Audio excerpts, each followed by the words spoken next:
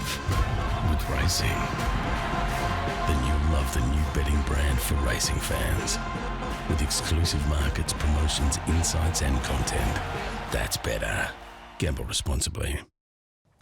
This is Punters Inside Run, and we're taking a look at a big day's racing at Flemington. The Group 1 Lightning Stakes, the Black Caviar Lightning Stakes, named after the great mare, James Lamb. I know you're going out there, Lammy, for a big day, so welcome. Yeah, I'm happy to go there in a non-working capacity, mate. It should be a good day. Should be a great day. Three Group 3s, and we're going to talk about the main race. And I guess that's the question straight away.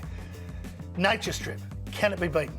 He certainly can be beaten. He's been beaten twice in this race at $1.45 and $2.20, and $1.45 still scars me because we had the big six that day, and that was the only leg we missed. Oh no! $1.45 chance, but yeah, I think he's vulnerable just because we've seen him get beat in this on two occasions where he has looked unbeatable. And look, barrier one, I'm not overly concerned about that because he's been here so many times. He's a 6-time winner at Flemington, so I don't think barrier one's the issue, but I just can't trust him at even money in this race. Yeah, I mean, the record at Flemington is good. I looked at the barrier, thought barrier one, it shouldn't be a problem. I mean, it's just whether he turns up on the day.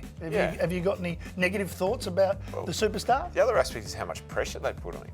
As well. You look at there's some fast horses here. Marabi goes really quickly. Yep. I think Mullane, they want to use his lightweight and go forward. Coolangatta's got speed. Fire could be a pest from barrier 3. There's enough there. Ultimately, they're not as fast as Nature Strip, are they? But Coolangatta's drawn the other side of the track as well. Yep. Yeah. See which way they go, how hard they want to go to set that tempo, set that pressure, and how long they want to push it up with him. I think that's the key. If he's able to relax that middle part of the race and get into a rhythm, he may well just be too quick for these, if he finds his gears. But if they want to go and pester him, he might be vulnerable. How much do we read J-Mac coming down for the ride? It would have been Jamie Carr if J-Mac doesn't come. Is that just James saying, I want another Group 1 and a bit more cash on the CV? Yeah, probably. I mean, he's been with this horse for such a long time. I think it's maybe just a loyalty thing. Yep. Yeah, I wouldn't read too much into that. He did work Buenos Noches last week. There's a little video that got sent to the owners after that piece of work, and he sort of got off and said, well, where are you going with this horse again? and he was really talking up Buenos Noches, so he might be having a feel of that horse, perhaps for a new market. But yeah, he liked what he felt. Yeah, well, Buenos Noches might end up in the numbers. I haven't seen your numbers, so what about your top 3 for the Group 1? Look, I think Nature Strip, he probably wins, but I think there's a better bet in the race, and that's Roch N Horse to place. Had a recent jump out against Nature Strip over 800 metres and just sat in behind Nature Strip and went to the line under a hold. It was a really nice piece of work. The knock is that she maybe isn't, quick enough over 1,000 metres, but I think she's got a little bit more speed in her legs these days based on that jump out, and we know how much she loves Flemington. Flemington straight, yep. 4 starts there, 2 wins in 2 seconds, and those 2 wins are in Group 1 races, one of those beating Nature Strip. So I think she's a really good place bet around the $3, a 1x3 play, and I like that she's drawn barrier 2 as well. Jamie Mott can just follow James McDonald wherever he goes on Nature Strip. It's just whether she can keep up early. If she can stay on his back a couple of lengths away, I think she'll be dangerous late, and she only needs to get into the minor money for us, Matty. All right, Roch N Horse, then Nature Strip, and I've got Coolangatta for third. Yeah, very fast horse, obviously. 1,000 metre suits, thrashed Giga Kick in a recent trial, and yeah, I think she's probably she'll benefit from that Coolmore experience. Even though she was well beaten there, it's good to get a run down the straight under her belt. So yeah, she's the one I've got in for third. Shark. Buenos Noches. Buenos Noches. Similar sort of thought to Lammy. Just the 1x3 each way option had some odds. Will 1,000 be too short? I don't know if we can say that. He's only had 5 starts. Yeah, true. Yeah. He's so raw, this horse, and the 3 times we've seen him at Flemington, he's been extremely good, including in a Coolmore when he wins the Everest. Yeah, just beaten by Giga Kick. The Coolmore run was massive on soft ground. I think he's better on top of the ground. I think he's a horse that we'll see really elevate this time around, and I want to be with him in a new market. I'll play him each way here to beat Nature Strip number 1. Roch N Horse for third, definitely. I love that jump out. I thought she was better than Nature Strip in that jump out. Very tight hold, it was nice. Yeah, I think as a place option, she's a great bet in the race too. I'll go with the favourite, so I'm the only one that's sticking with the Nature Strip, and I'll go with the 3-year-olds to run second and third. Coolangatta, the 1,000 metre specialist, Jamie Carr on board, and Buenos Noches with that form around Giga Kick to run third, so the 3-year-olds to fill the placings. All right, that is the Group 1. What about some other bets at Flemington, Lammy?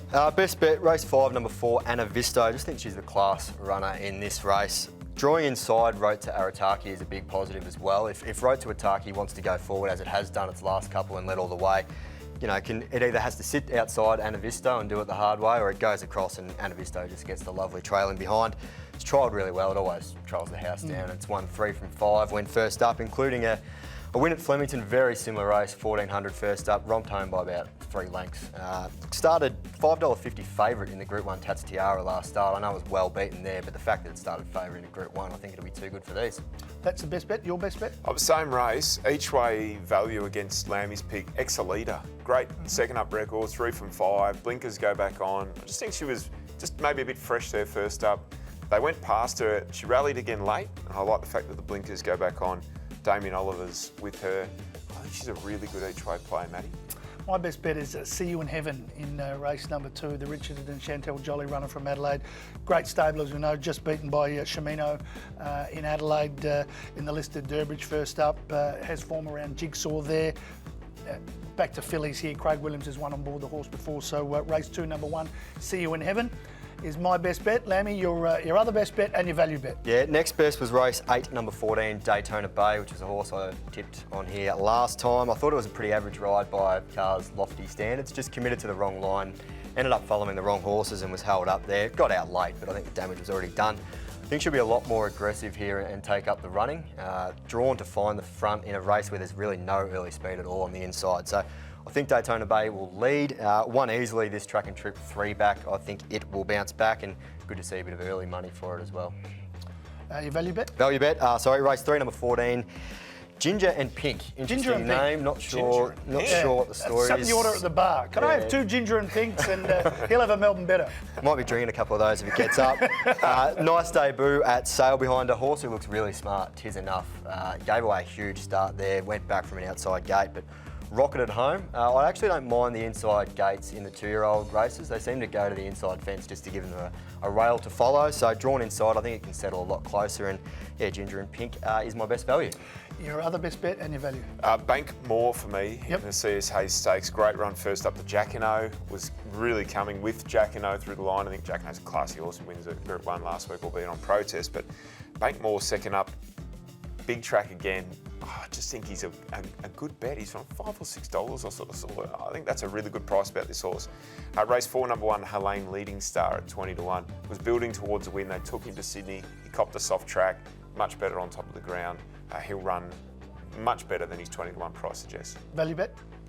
Helene Leading Star all day. All right, my other best bet is against yours, Lammy. I've gone with Uncle Bryn in race number 8. Really good first up record, 6 starts for 3 wins and 2 seconds. Last time first up was beaten less than 3 lengths in a Group 2 Peter Lawrence by Mr. Brightside. Mark Zara is on board, rode it to win the Cranbourne Cup last preparation. I'm expecting a big first up run from that. And I'll go with Exalita. You mentioned Exalita as my value bet. Mentioned it last week, I was pretty keen on it. And the stats say the time to back her is second up. Yeah. 5 starts, 3 wins and a second. Loves the Flemington 1400. So Ollie on board for Exalita. All right, that's and a special mention. Yeah. Horse at $35. Okay. He's Heaven for Peter Moody. Race 6, number 3. $7.50 a place if you want to have a place bet. I'm expecting something there from Moods' horse. He's Heaven. All right, next up, hairdressers right around the country. They're shaking in their boots because the perm is back. More details.